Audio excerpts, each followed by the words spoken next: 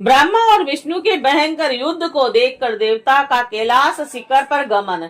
नंदिकेश्वर बोले, हे योगेंद्र, प्राचीन काल में किसी समय शेष साई भगवान विष्णु अपनी पराशक्ति लक्ष्मी जी तथा अन्य पार्षदों से घिरे हुए शयन कर रहे थे और उसी समय ब्रह्मवेताओं में श्रेष्ठ ब्रह्मा जी ने अपनी इच्छा से वहां आकर उन परम सुंदर कमल नेत्र विष्णु से पूछा, तुम कौन हो और जो मुझे आया देखकर भी उदत्त पुरुष के समान सो रहे हो? हे वत्स, उठो और यहाँ अपने प्रभु मुझे देखो। जो पुरुष अपने श्रेष्ठ गुरुजन को आया हुआ देखकर उदत्त के समान आचरण करता है, उस मूर्ख गुरुद्रोही के लिए प्रायश्चित का विधान किया गया है। ब्रह्मा के इस वचन को सुनकर क्रोधित होने पर भी ब्रह्मा से शांत व्यवहार रखते हुए भगवान विष्णु बोले, हे वत्स, तुम्हारा कल्याण हो, तुम्हारा स्वागत है। जाओ, इस आसन पर बैठो। तुम्हारे मुखमंडल से व्यग्रता प्रदर्शित हो रही है और तुम्हारे नेत्र विपरीत भाव सूचित कर रहे हैं। ब्रह्मा जी बोले, हे वत्स, हे विष्णु, काल के प्रभाव से तुम्हें बहुत अभिमान हो गया है। हे वत्स, मैं जगत पितामह और तुम्हारा रक्षक हूँ। विष्णु बोले, हे वत्स, ये जगत मुझ में ही स्थित है। तुम केवल चोर के समान दूसरे की संपत्ति को व्यर्थ ही अपनी मानते हो। तुम मेरे नाभि कमल से उत्पन्न हो, अतः तुम मेरे पुत्र हो और तुम तो व्यर्थ की बातें कर रहे हो। नंदिकेश्वर बोले, हे मुने, उस समय वे अजन्मा ब्रह्मा और विष्णु मोहवश मैं श्रेष्ठ हूँ, मैं स्वामी हूँ, तुम नहीं, इस प्रकार बोलते बोलते परस्पर एक दूसरे को मारने की इच्छा से युद्ध करने के लिए उद्यत हो गए। हंस और गरुड़ पर आरूढ़ होकर वे दोनों वीर ब्रह्मा और विष्णु युद्ध करने लगे। तब ब्रह्मा और विष्णु के गण भी परस्पर युद्ध करने लगे।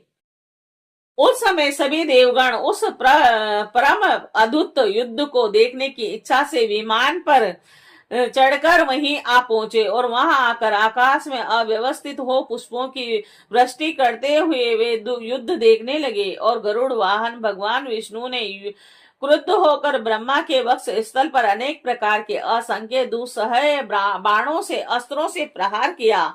जब विधाता को क्रुद्ध होकर विष्णु के हृदय पर अग्नि के समान बाण और अनेक प्रकार के अस्त्रों को छोड़ने लगे, उस समय देवगण उन दोनों का यह अद्भुत युद्ध देखकर अतिशय व्याकुल हो गए और ब्रह्मा तथा विष्णु की प्रशंसा करने लगे। तत्पश्चात युद्ध में तत्पर महाज्ञानी विष्णु ने अतिशय क्रोध के साथ शांत हो और दीर्घ निश्वास लेते हुए ब्रह्मा को लक्ष्य कर भयंकर महेश्वर अस्त्र का अनुसंधान किया और ब्रह्मा ने अतिशय क्रोध में आकर विष्णु के हृदय को लक्ष्य कर ब्रह्मांड को कंपित करते हुए भयंकर पशुपत अस्त्र का प्रयोग किया और ब्रह्मा और विष्णु के सूर्य समान चारों मुख वाले अत्यंत उग्र तथा प्रचंड आंधी के समान भयंकर दोनों अस्त्र आकाश में प्रकट हो गए।